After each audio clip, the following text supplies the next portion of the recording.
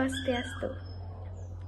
Assalamualaikum warahmatullahi wabarakatuh. Shalom, namo buddhaya, salam kebajikan bagi kita semua, dan salam harmoni.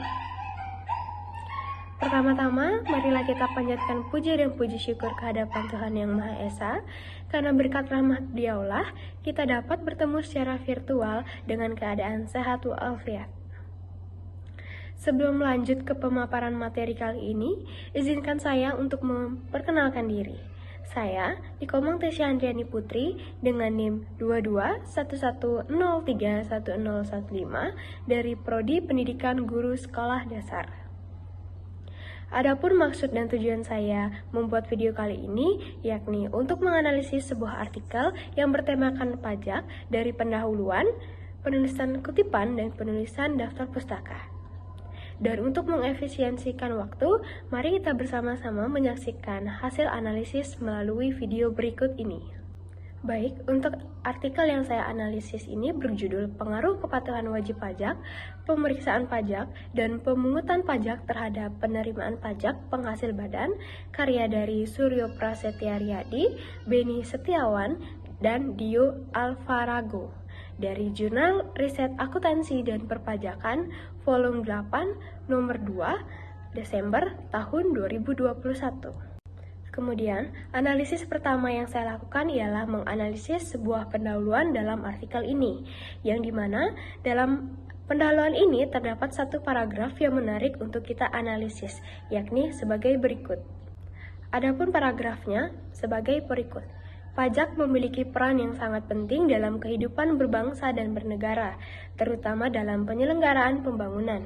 Oleh karena itu, diharapkan target penerimaan negara dari sektor perpajakan yang ditetapkan pemerintah diharapkan dapat dicapai setiap tahunnya. Dengan demikian, penelitian terkait perpajakan penting dilakukan agar pemerintah dan masyarakat dapat mengetahui faktor-faktor yang dapat mempengaruhi tercapainya realisasi pendapatan perpajakan atas target yang ditetapkan. Penelitian ini memiliki tujuan untuk menganalisis dan menemukan bukti empiris atau pengaruh kepatuhan wajib pajak, pemeriksaan pajak, dan penagihan pajak terhadap pendapatan pajak penghasilan badan. Paragraf dalam artikel ini terdapat alasan penulis ingin menulis artikel ini yang dapat dibuktikan dengan kalimat, dengan demikian, penelitian terkait perpajakan penting dilakukan agar pemerintah dan masyarakat dapat mengetahui faktor-faktor yang dapat mempengaruhi tercapainya realisasi pendapatan perpajakan atas target yang ditetapkan. Hal ini dikarenakan penulis ingin menganalisis atas pengaruh kepatuhan wajib pajak, pemeriksaan pajak, dan penagihan pajak terhadap pendapatan pajak penghasilan badan. Dan juga, penulis ingin membahas terkait faktor-faktor apa saja yang dapat mempengaruhi realisasi pendapatan perpajakan atas target yang telah ditetapkan di Indonesia. Hal ini dilakukan karena pendapatan pajak tidak pernah mencapai angka 100% sejak tahun 2009 sampai dengan tahun 2019. Realisasi pendapatan dari sektor perpajakan hanya terrealisasi sebesar 84% di Indonesia.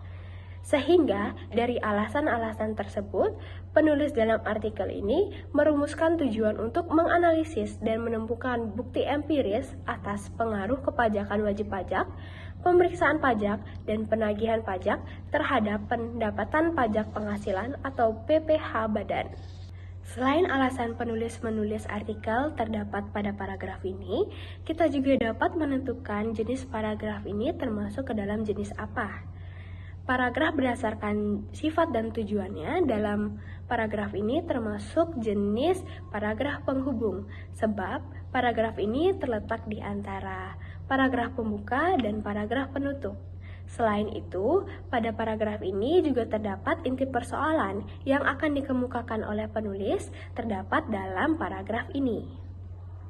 Selanjutnya, jenis paragraf berdasarkan letak kalimat utamanya dalam paragraf ini termasuk jenis paragraf deduktif, karena paragraf ini dimulai dengan mengemukakan persoalan pokok atau kalimat utama yang kemudian diikuti dengan kalimat-kalimat penjelas yang berfungsi untuk menjelaskan kalimat utama.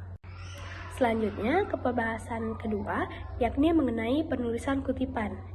Nah, di sini saya memiliki dua kutipan. Yang pertama, berbunyi apabila penanggung pajak belum juga mampu melunasi kewajiban pajaknya, otoritas pajak juga dapat menerbitkan surat paksa yang kemudian diikuti dengan penerbitan surat cita dan lelang apabila penanggung pajak tidak juga melunasi kewajiban pajak sesuai dengan waktu yang telah ditentukan. Pasteleng et al. Tahun 2013. Dan kutipan kedua yang berbunyi, menurut Sari dan Afriyanti tahun 2012, pemeriksaan merupakan salah satu bentuk law enforcement terhadap wajib pajak yang menyimpang dari pemenuhan kewajiban perpajakannya dan salah satu upaya yang diperlukan dalam meningkatkan dan mengamankan penerimaan pajak. Nah, kutipan pertama dan kedua ini termasuk ke dalam kutipan tidak langsung. Karena dalam kutipan ini penulis telah memparafrase dari pendapat para ahli dengan menggunakan bahasa dan pemahamannya sendiri. Kemudian, kutipan tidak langsung ini disatukan dengan teks sehingga tanda petik dua tidak lagi diperlukan. Lalu, pada bagian akhir dicantumkan nama belakang dari pengarang. Bisa dilihat dalam kutipan pertama ini pengarangnya lebih dari 2 orang, sehingga dalam penulisannya diperbolehkan untuk menulis Pasteleng et al. Tahun 2013 karena untuk mempersingkat penulisan. Namun dengan catatan penulisan dalam artikel atau di dalam daftar pustakanya harus dijabarkan siapa saja yang dimaksud dengan et al. Atau DKK ini. Sedangkan pada kutipan kedua itu terdiri dari 2 orang sehingga dapat ditulis nama keduanya. Dan juga dalam kutipan pertama dan kedua ini terlihat perbedaan penempatan nama pengarang. Pada kutipan pertama, nama pengarangnya terletak di belakang dan pada kutipan kedua, nama pengarangnya terletak di depan. Hal ini tidak menjadi masalah, namun harus memperhatikan penempatan tanda kurung. Jika penempatan namanya di belakang, maka tanda kurung itu akan meliputi nama pengarang dan juga tahunnya. Sedangkan jika nama pengarangnya diletakkan di depan, maka tanda kurung itu hanya berlaku untuk tahunnya saja.